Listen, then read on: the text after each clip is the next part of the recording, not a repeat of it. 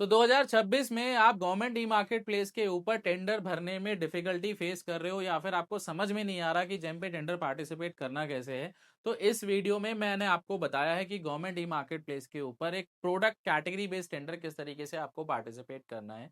Video को आप complete देखने के बाद गवर्नमेंट ई मार्केट प्लेस के ऊपर इजीली टेंडर पार्टिसिपेट कर पाएंगे।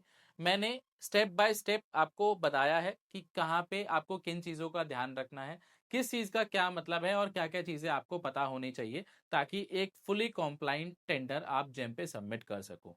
एंड में आप इतने कॉन्फिडेंट हो जाओगे कि गवर्नमेंट ई मार्केट प्लेस के ऊपर कोई भी टेंडर आप बिल्कुल कॉन्फिडेंटली पार्टिसिपेट कर पाओगे। आइए स्टार्ट करते हैं वीडियो और समझते हैं कि एक fully compliant tender government e market place के ऊपर किस तरीके से पार्टिसिपेट किया जा रहा है। अब चलते हैं हम लोग फ्रेश प्रोडक्ट लिस्टिंग पे, जहाँ पे मैं चाहता हूँ कि मैं किसी दूसरे का प्रोडक्ट कॉपी क्लोन ना करूँ, खुद का नया कैटलॉग क्रिएट करूँ। वहां पे हम न्यू लिस्टिंग करते हैं, नया कैटलॉग बनाते हैं, फ्रेश प्रोडक्ट की लिस्टिंग करते हैं।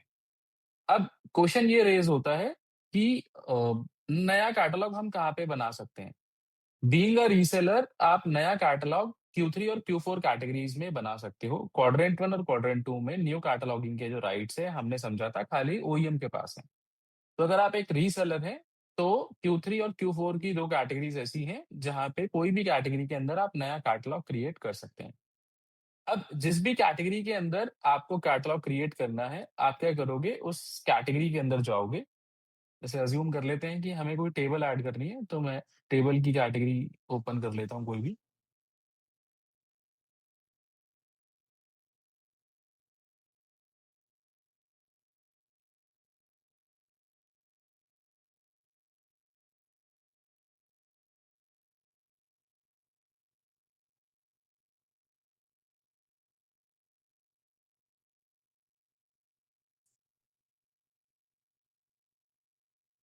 अज्यूम कर लेते हैं कि इस कैटेगरी के अंदर हमें नया कैटलॉग क्रिएट करना है। कैटेगरी के अंदर आप गए, कैटेगरी को ओपन करने के बाद यहाँ पे हर एक कैटेगरी में सेल इन दिस कैटेगरी का ऑप्शन आता है। Q3 और Q4 की कोई भी कैटेगरी आप ओपन करोगे, तो हर एक कैटेगरी में यहाँ पे आपको सेल इन दिस कैटेगरी का ऑप्शन मिलता है। हमें न्यू कैटलॉग क्रिएट करना है, तो हमें सेल इन दिस कैटेगरी पे क्लिक करना है और हमारा न्यू कैटलॉगिंग का जो प्रोसेस है वो हमारा स्टार्ट हो जाता है। सबसे पहले यहाँ पे सॉफ्टवेयर आपसे पूछता है कि कौन से ब्रांड में आप प्रोडक्ट ऐड करना चाहते हो।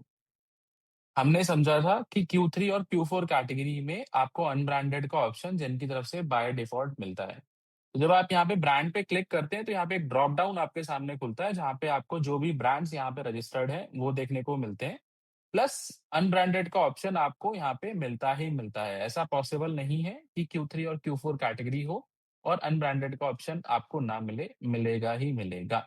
ठीक है, तो वापस से आ जाते हैं लिस्टिंग के ऊपर। जिस भी ब्रांड में आपको प्रोडक्ट लिस्ट करना है, आप यहाँ पे ब्रांड सेलेक्ट करेंगे। अभी के लिए हम अनब्रांडेड कर दे रहे हैं। उसके बाद जेम पे जब भी कोई भी कैटेगरी क्रिएट करी जाती है या फिर होती है, तो जेम क्या करता है, उस कैटेगरी के अंदर ना पैरामीटर्स क्रिएट कर देता है। और जब आप प्रोडक्ट अपलोड करते हो ना, तो इन्हीं पैरामीटर्स में से आपको सेलेक्ट करना होता है कि आपके प्रोडक्ट के अंदर कौन सा स्पेसिफिकेशन या फिर प्रेजेंट पैरामीटर प्रेजेंट है। यहाँ पे आप देखेंगे तो यहाँ पे आपको ड्रॉप डाउन देखने को मिल रहा है। ड्रॉप डाउन में यहाँ पे पैरामीटर्स हैं। आपको एक-एक करके यहाँ पे सेलेक्ट करना होता है कि आपके प्रोडक्ट में कौन-सा पैरामीटर प्रेज़ेंट है। ऐसा हो सकता है कि जो स्पेसिफिकेशन आपके प्रोडक्ट में है, वो यहाँ पे अवेलेबल नहीं है। तो उस केस में कुछ नहीं किया जा सकता, क्योंकि यहाँ पे मैनुअल एंट्री पॉसिबल नहीं है। जो यहाँ पे है, वही आपको सेलेक्ट करना होता है। तो आप क्या करेंगे, एक-एक करके जो भी पैरामीटर आपके प्रोडक्ट के अंदर प्रेज़ेंट है, उसको सेलेक्ट करेंगे। मैंने ऐसे ही रैंडमली किया है। आपको बिल्कुल सही-सही करना है। और ये सारे पैरामीटर्स ना आप देखेंगे मैंडेटरी का स्टार लगा हुआ है, तो आप कोई भी स्किप नहीं कर सकते, सारे फिल करने ज़रूरी हैं। तो आपने इसे सेलेक्ट किया, सेव एंड प्रोसीड किया। सेव एंड प्रोसीड करने के बाद इस विंडो में क्या होता है, लास्ट स्टेप पे जो भी पैरामीटर्स मैंने सेलेक्ट करे हैं, उन पैरामीटर्स पे अगर कोई भी प्रोडक्ट पहले से मार्केट प्लेस में अपलोडेड होगा, तो सॉफ्टवेयर यहाँ पे मुझे सजेस्ट कर देता है कि आप जो प्रोडक्ट अपलोड करने की कोशिश कर रहे हो, वो मार्केट प्लेस में पहले से ही प्रेज़ेंट है। आप उसे पेयर क्लोन कर लो, नया प्रोडक्ट अपलोड मत करो। लेकिन हमें नया प्रोडक्ट अपलोड करना है, तो आपको चाहे प्रोडक्ट दिखे, चाहे ना दिखे, यहाँ पे आपको प्रोसीड विद न्यू आइटम के साथ ही आगे जाना है। अगर आपको यहाँ पे कोई प्रोडक्ट दिख रहा है और आप उसे सेलेक्ट कर लेते हैं, तो सॉफ्टवेयर क्या करेगा, उस प्रोडक्ट की पेयरिंग क्लोनिंग में आपको ले जाएगा। हमें पेयरिंग क्लोनिंग नहीं करना, हमें नया प्रोडक्ट करना है। तो यहाँ पे प्रोसीड विद न्यू आइटम के साथ आप आगे मूव करोगे। उसके बाद यहाँ पे मॉडल नंबर और प्रोडक्ट नेम आपको देना है। तो यहाँ पे आप अपना मॉडल नंबर और प्रोडक्ट नेम दोगे।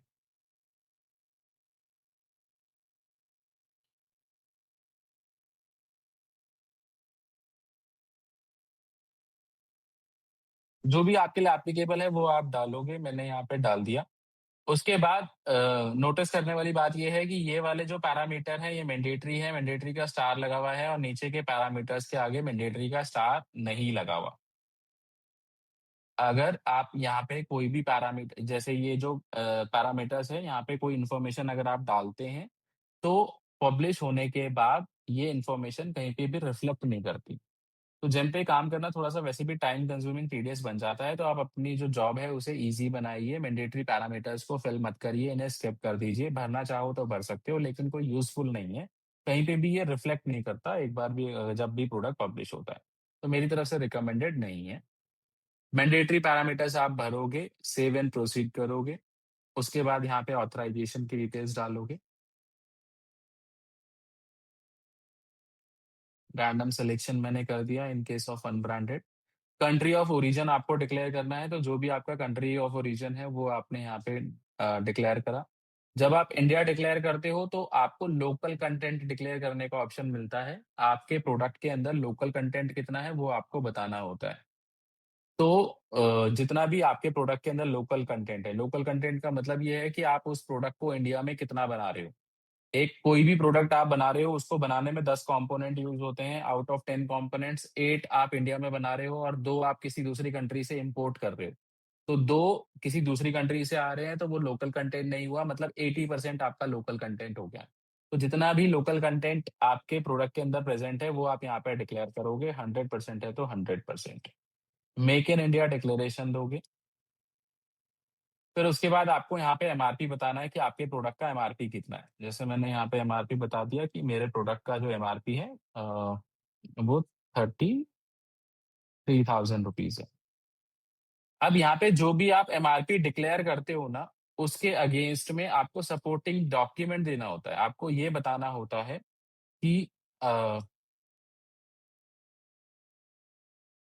यहाँ पे आपको एमआरपी डिक्लेयर करना होता है। एमआरपी डिक्लेरेशन आपको देना है। एमआरपी डिक्लेरेशन में आपको यहाँ पे प्रूफ देना होता है कि आप जो 33,000 का एमआरपी यहाँ पे क्लेम कर रहे हैं, तो जेम की टीम उससे वेरीफाई कर सके कि वो सही है कि नहीं। तो आपके पास जो भी इनमें से एप्लीकेबल है, आपके पास अगर कोई प्रोडक्ट ब्रोशर है, गवर्नमेंट ऑर्डर कॉपी है, जीएसटी इनवॉइस है, एमआरपी डिक्लेरेशन और ओईएम लेटर हेड है, पैकेजिंग फोटो है, जो भी डॉक्यूमेंट आपके पास अवेलेबल है, आप यहाँ पे लगा सकते हैं। लेकिन आपको ध्यान ये रखना है यहाँ पे कि डॉक्यूमेंट आप यहाँ पे कोई भी लगाइए, लेकिन एक्यूरेट होना चाहिए। एक्यूरेट इन द सेंस, देखिए मान लेते हैं कि मैं एक फर्नीचर मैन्युफैक्चरर हूँ, मैं टेबल, चेयर, बेड और सोफा बनाता हूँ। अब टेबल, चेयर, बेड और सोफा मैं बनाता हूँ, इन चारों कैटेगरीज़ के अंदर मेरे पास 10-10 मॉडल हैं। टेबल के 10 मॉडल हैं, चेयर के 10 मॉडल हैं, बेड का 10 मॉडल है और सोफा का 10 मॉडल है। तो टोटल वैरायटी मेरे पास कितना हो गया 40। तो ये ना बहुत ही नॉर्मल प्रैक्टिस है कि जब भी हम अपना ब्रोशर बनाते हैं या फिर कंपनी प्रोफाइल बनाते हैं, तो हमारे पास जितनी भी वैरायटी होती है ना, हम वहाँ पे शोकेस कर देते हैं। अब मेरा जो ब्रोशर है ना, वो 40 आइटम्स का है। अब मैं आउट ऑफ 40 क्या कर रहा हूँ, 35th आइटम अपलोड करने की कोशिश कर रहा हूँ और एज़ अ एमआरपी प्रूफ मैंने क्या किया है, वो पूरा ब्रोशर वहाँ पे लगा दिया। सामने वाली टीम इतनी मेहनत नहीं करेगी कि वो आपके बिहाफ पे आइडेंटिफाई करे या फिर सर्च करे कि आप कौन-सा करने की कोशिश कर रहे हो। कहने का मेरा ये मतलब है कि जो भी आपका प्रोडक्ट है, उसका बिल्कुल एक्यूरेट आपको लगाना है ताकि वो फाइल जैसे ही ओपन करे तो वो इज़िली वेरीफाई कर पाए कि ये एबीसी मॉडल है, ये एमआरपी है और दिस-दिस ये उसकी डिटेल्स है। तो जो भी आपके लिए एप्लीकेबल है, आप यहाँ पे अपलोड करोगे।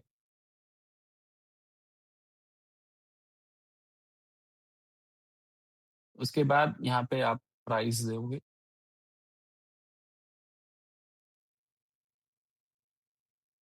लोकेशन डिक्लेयर किया। बाकी सारे डिटेल्स सेम वैसे ही हैं जैसे हमने पेयरिंग क्लोनिंग में समझी थी। ये पैरामीटर्स आप डिक्लेयर करोगे। उसके बाद यहाँ पे आपको डॉक्यूमेंट अपलोड करना है। अब यहाँ पे डॉक्यूमेंट में क्या अपलोड करना है, इसे आप समझिएगा कि अगर आपका कोई प्रोडक्ट ऐसा है जहाँ पे बीआईएस सर्टिफिकेट मैंडेटरी है, तो आपको बीआईएस सर्टिफिकेट अपलोड करना है। अगर आपका प्रोडक्ट ऐसा है जहाँ पे कोई मैंडेटरी डॉक्यूमेंट है, कोई टेस्ट रिपोर्ट है या फिर कोई भी मैंडेटरी लाइसेंस है, तो वो अपलोड करना है। लेकिन आप कोई ऐसा प्रोडक्ट अपलोड कर रहे हो जहाँ पे ना तो बीआईएस एप्लीकेबल है, ना ही ये कोई लाइसेंस एप्लीकेबल है, तो उस केस में आप एनी अदर डॉक्यूमेंट करके अपना जो एमआरपी प्रूफ है, उसे दोबारा से रिपीट कर सकते हो। जो भी केस में कोई भी सर्टिफिकेट नहीं है एप्लीकेबल, उस केस में आपको एनी अदर डॉक्यूमेंट करके एमआरपी प्रूफ को दोबारा से वहाँ पे अपडेट कर देना है, दोबारा से वही डाल देना है। सेव एंड प्रोसीड आप करोगे। उसके बाद आपको यहाँ पे 3 इमेजेस लगाने हैं, अपने प्रोडक्ट के अलग-अलग एंगल से 3 इमेजेस आपको लगाने हैं। मैक्सिमम यहाँ पे जो फ़ोटो अपलोड होता है वो 300 केबी का होता है, तो जो भी आपका है वो आप यहाँ पे लगाओगे। 3 डिफरेंट एंगल से आपको इमेज लगाना होता है।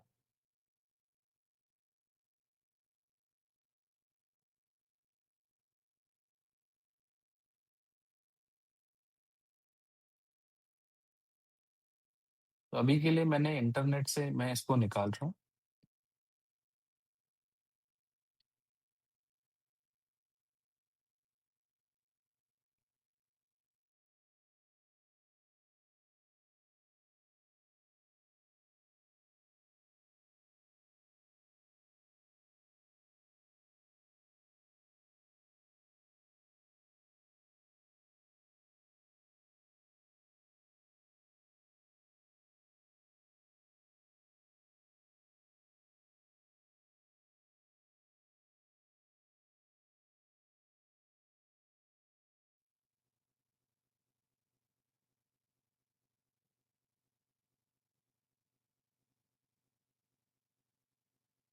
तो ये 3 इमेजेस मैं यहाँ पे अपलोड कर देता हूँ। आपको ना अलग-अलग एंगल से करनी है। मैंने अभी ये सेम ही एंगल से अपलोड कर दी है, लेकिन आपको अलग-अलग एंगल से यहाँ पे फ़ोटो अपलोड करनी है।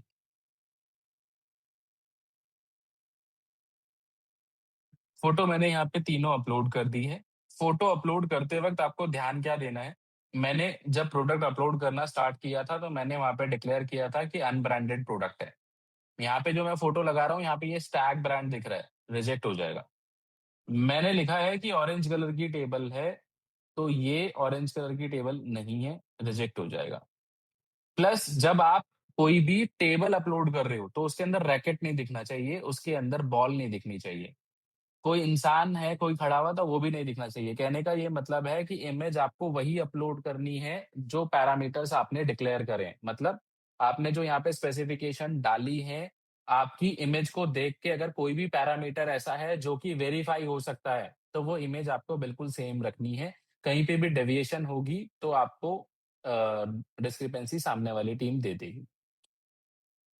फॉर एग्जाम्पल एक टीवी है 55 इंच का, उसे आप अपलोड कर रहे हो। टीवी को कोई भी टेक्निकल पर्सन देख के बता सकता है कि ये टीवी 55 इंच का है, ठीक है? लेकिन उसके अंदर 20 वॉट के स्पीकर हैं, तो 20 वॉट के स्पीकर जब तक वो टीवी ओपन नहीं होगा, उसका बिल्कुल टेस्टिंग नहीं होगा स्पीकर का, कोई भी उस पे बता नहीं सकता। तो आपको ध्यान ये देना है, आपको इमेज वो लगानी है जिसके पैरामीटर आपकी स्पेसिफिकेशन से मैच करते हैं। ये आप सर्टिफ़ाई करोगे, सेव एंड प्रोसीड करोगे, रिव्यू टर्म्स एंड कंडीशन और इसे आप पब्लिश कर दोगे ओटीपी डाल के।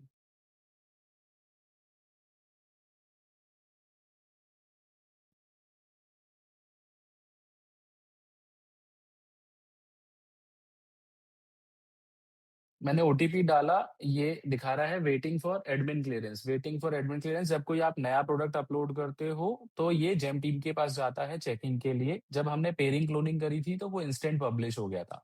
लेकिन जो हम नया प्रोडक्ट अपलोड करते हो, तो ये जेम टीम के पास जाएगा, जेम की टीम चेक करेगी कि आपने जो अपलोड किया है, वो सही है कि नहीं है। सही होगा तो अप्रूव हो जाएगा, पब्लिश हो जाएगा, उसमें कोई मिस्टेक होगी तो सामने वाली टीम आपको बता देगी। कहाँ से चेक होगा इसके स्टेटस? वही है, कैटलॉग में जाओगे, प्रोडक्ट में जाओगे, सर्च माय ऑफरिंग में जाओगे। यहाँ पे वेटिंग फॉर एडमिन क्लीयरेंस में आपको यहाँ पे जो भी आपने प्रोडक्ट अपलोड किया है वो देखने को मिलता है। अब ये पब्लिश हो जाएगा तो ये पब्लिश में आ जाएगा और अगर इसमें कोई मिस्टेक होगी तो ये नोटिफाइड में आ जाएगा। मिस नोटिफाइड में आने का मतलब ये नहीं है कि ये रिजेक्ट हो गया है। इसमें आने का ये मतलब है कि आपने जो प्रोडक्ट डाला था उसमें कुछ मिस्टेक है। मिस्टेक क्या है?